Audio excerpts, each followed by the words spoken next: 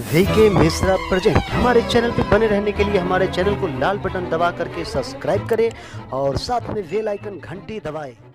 जय श्री राधे कृष्ण। आप सभी का हमारे YouTube चैनल पे बहुत बहुत स्वागत है। यूं ही ज्ञानवर्धक जानकारियां प्राप्त करने के लिए हमारे इस चैनल को लाल बटन दबा करके सब्सक्राइब करें, साथ में बेल आइकन घंटी दबाएं ताकि मेरे वीडियो का नोटिफिकेशन आपके पास सबसे पहले पहुंचे। आइए आज सुनते हैं महाशिवरात्रि व्रत की कथा। महाशिवरात्रि के दौरान भगवान शिव और माता पार्वती का पूजन किया जाता है। जो भी भक्त सच्ची श्रद्धा के साथ महाशिवरात्रि के दिन भगवान भोलेनाथ का पूजन करते हैं, व्रत उपवास करते हैं, उन्हें अनंत पुण्य फलों की प्राप्ति होती है। भगवान भोलेनाथ ही एक ऐसे देव हैं जो कि थोड़े से जल से ही अपने भक्तों के ऊपर प्रसन्न हो जाते हैं। और भगवान भोलेनाथ को महाशिवरात्रि के दिन जो भी भक्त सच्ची श्रद्धा के साथ जल, अक्षत, चंदन, पुष्प और विशेष करके बिल्वपत्र अर्पित करते हैं, उन्हें अनंत पुण्य फलों की प्राप्ति होती है। उनके सभी पाप नष्ट हो जाते हैं और उन्हें सुख समृद्धि की प्राप्ति होती है। शिवरात्रि के दिन भगवान का 4 प्रहर पूजन किया जाता है। तो आइए सुनते हैं महाशिवरात्रि व्रत की कथा। तो बोलिए प्रेम से भगवान भोलेनाथ की जय, माता पार्वती की जय। बहुत समय पहले की बात है कि पुरातन काल में एक शिकारी था जिसका नाम चित्रभानु था।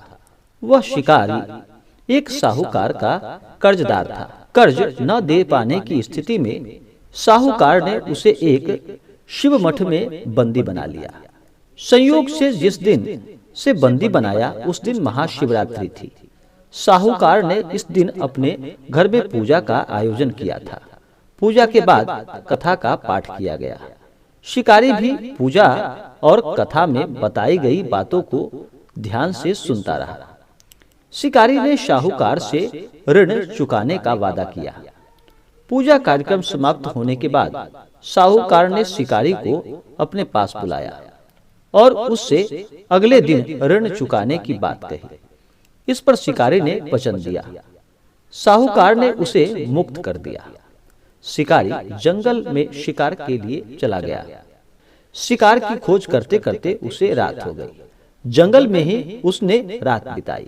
शिकारी एक तालाब के किनारे एक बेल के पेड़ पर चढ़कर रात बिताने लगा। बेल के पेड़ के नीचे एक शिवलिंग था जो बेल पत्रों से ढका हुआ था।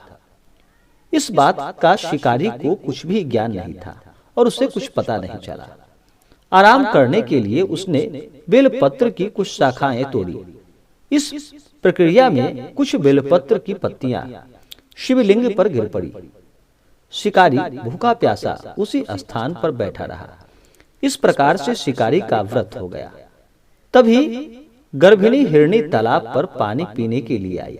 शिकारी ने धनुष पर तीर चढ़ाकर हिरनी को मारने का जैसा ही प्रयत्न किया, वैसे ही हिरनी बोली कि मैं गर्भ से हूँ, शीघ्र ही बच्चे को जन्म दूंगी। तुम एक साथ 2 जीवों की हत्या कैसे कर सकते हो? यह उचित नहीं होगा। मैं अपने बच्चों को जन्म देकर शीघ्र ही तुम्हारे पास आ जाऊंगी, तब तुम मेरा शिकार कर लेना। शिकारी ने तीर वापस ले लिया। हिरनी भी वहां से चली गई। धनुष रखने में कुछ बिल्वपत्र पुनः टूटकर शिवलिंग पर गिर गया। इस प्रकार उससे अनजाने में ही प्रथम प्रहर का पूजा पूर्ण हुआ। कुछ देर बाद एक और हिरनी उधर से निकली। पास आने पर शिकारी ने तुरंत ही धनुष पर तीर चढ़ाकर निशाना साध लिया। लेकिन तभी हिरनी ने शिकारी से निवेदन किया कि मैं थोड़ी देर पहले ऋतु से निवृत्त हुई हूँ, कामातुर विहरणी हूँ, अपने प्रिय की खोज में हूँ। मैं अपने पति से मिलकर तुम्हारे पास आ जाऊंगी। शिकारी ने इस हिरनी को भी जाने दिया। शिकारी विचार करने लगा। इस बार भी उसके धनुष से कुछ बिल्वपत्र शिवलिंग पर जा गिरा। इस प्रकार उसके द्वारा दूसरे प्रहर की पूजन प्रक्रिया भी पूर्ण हो गई। इसके बाद तीसरा प्रहर हिरनी दिखाई दी जो अपने बच्चों के साथ इधर से उधर गुजर रही थी। शिकारी ने धनुष उठाकर निशाना साधा। शिकारी तीर को छोड़ने ही वाला था कि हिरनी बोली, मैं इन बच्चों को इनके पिता के पास लौटाकर तुम्हारे पास आ जाऊंगी, मुझे अभी जाने दो। शिकारी ने ऐसा करने से इनकार कर दिया। उसने बताया कि 2 हिरनी को मैं छोड़ चुका हूं। तो हिरनी ने कहा कि हे शिकारी, मेरा विश्वास करो, मैं वापस आने का वचन देती हूँ। शिकारी को जब हिरनी पर दया आ गई और उसे भी जाने दिया। उधर भूखा प्यासा शिकारी अनजाने में बेल के पत्तियों को तोड़कर शिवलिंग पर फेंकता रहा। सुबह की पहली किरण निकली तो उसे एक मृग दिखाई दिया। शिकारी ने खुश होकर अपना तीर धनुष पर चढ़ा लिया। तभी मृग ने दुखी होकर शिकारी से कहा, यदि तुमने मुझसे पूर्व आने वाली 3 हिरनियों को बच्चे को मार डाला है तो मुझे भी मार डालो, देर बिल्कुल भी ना करो, क्योंकि मैं यह दुख सहन नहीं कर सकता। मैं उन हिरनियों का पति हूँ। यदि तुमने उन्हें जीवन दान दिया है तो मुझे भी छोड़ दो, मैं अपने परिवार से मिलकर वापस आ जाऊंगा। शिकारी ने उसे भी जाने दिया। सूर्य पूरी तरह निकल चुका था और सुबह हो चुकी थी। शिकारी से अनजाने में ही व्रत, रात्रि जागरण, सभी प्रहर की पूजा और शिवलिंग पर बेलपत्र चढ़ाने की प्रक्रिया पूरी हो चुकी थी और भगवान शिव की कृपा से उसे इसका फल तुरंत प्राप्त हुआ। भगवान शिव की कृपा से शिकारी का हृदय परिवर्तन हो गया। शिकारी का मन निर्मल हो चुका था। कुछ देर बाद ही शिकारी के सामने संपूर्ण मृग परिवार मौजूद था ताकि शिकारी उनका शिकार कर सके।